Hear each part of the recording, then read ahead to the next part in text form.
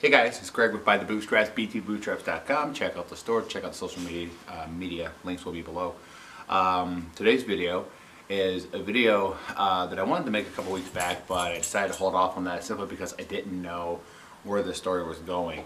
It's in regards to, and I'm going to be reading off my phone here, it's in regards to a story that I saw today about Special Operations Chief Edward Gallagher, who is accused of killing a teenage ISIS soldier overseas in the Middle East. And they say it was premeditated murder, and that he also opened fire on civilians, and that he broke the rules of engagement, take that out of place, and that he is being held and was being held up until today on a base in California in the brig. He's been held there since September, all right, 2018. There are several things with this story that I'd like to know answers to. I don't think we'll be privy to these things, but there's also a couple of things that bring us some concern. You know, there was a letter that has come out from his defense attorney who says that this decorated Navy SEAL has not had adequate time to speak to his defense attorney, and that while he was in the brig, that he has been malnourished. Mistreated, malnourished, not getting the medical attention that he needs for whatever condition he might have. And it makes me wonder, you know, a couple things. One, why is this man, you know, why is he sitting in the brig still? All right, he hasn't been, you know, he's only been accused of a crime. He hasn't been, you know, convicted of a crime. And I know, you know, I know military laws, military rules, the Code of Military Justice, and all that stuff. I know it's different than civilian court. I get that, you know, but you're entitled to rights too, even within the military. And the presumption of innocence is always should be upheld, as opposed to considered guilty. I mean, when you put someone in the brig, and it's basically jail, and you're leaving them there indefinitely until his trial, which is set for May. You know, this man has been denied the ability to speak to his defense attorney. All right. We let common gangbangers on a public defender speak through their attorneys more than we let a decorated Navy SEAL. All right, being denied medical attention and adequate food. We give 3 meals a day to prisoners. You know, 3 hots and a cot. You know, and quite frankly, I don't necessarily believe this allegation. You know, they say that, you know, he killed a teenage ISIS soldier. Well, you know what? Good. I'm glad.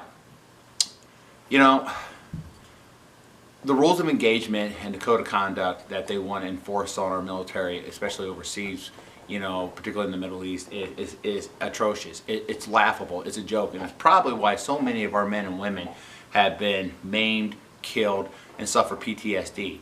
You know, you don't allow them to go in and do their jobs properly. Of course, the people making these decisions are not the ones who are actually in the service. They're the ones that are, you know, presiding over the civilian oversight.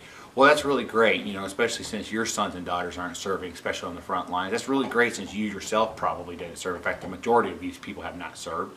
But yet you're going to tell the military what they can and can't do, right? And so then you take people's lives and you put them in risk because you're fighting a soldier. It's not like you're fighting the Chinese. It's not like you're fighting the Russians. It's not like you're fighting Britain. It's not like you're fighting Canada or Australia or any other nation where people identify themselves and they wear uniforms. No, you're fighting a group of cowards and in ideologic insanity where they hide amongst the crowd. They hide amongst, you know, they hide amongst their people. They use men and women and children as shields.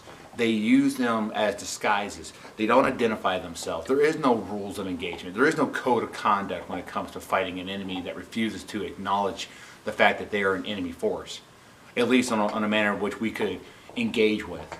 So then you hamper our men and women overseas and tell them you can't engage, but you can only when you're shot at and in danger. And as if you call it in, you get permission.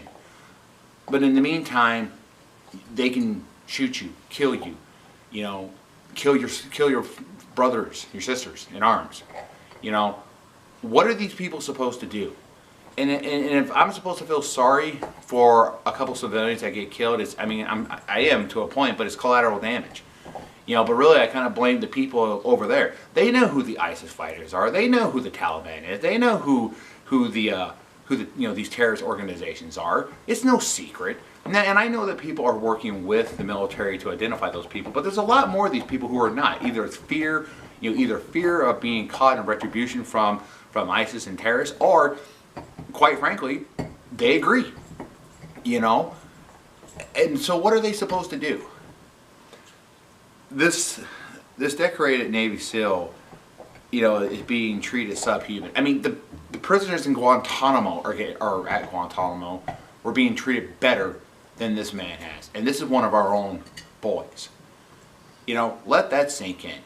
The prisoners in Guantanamo had a soccer field built for them. The prisoners in Guantanamo were actually getting fat from all the food that they were receiving, abundant from what they had received, overseas.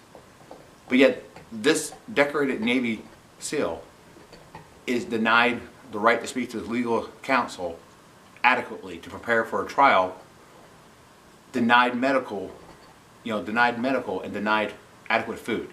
Let that sink in. We care more about the murderers trying to kill us than one of our own. Anyway, comment below, let me know what you guys think. Again, check out the store at btbootstraps.com. I'll talk to you guys later.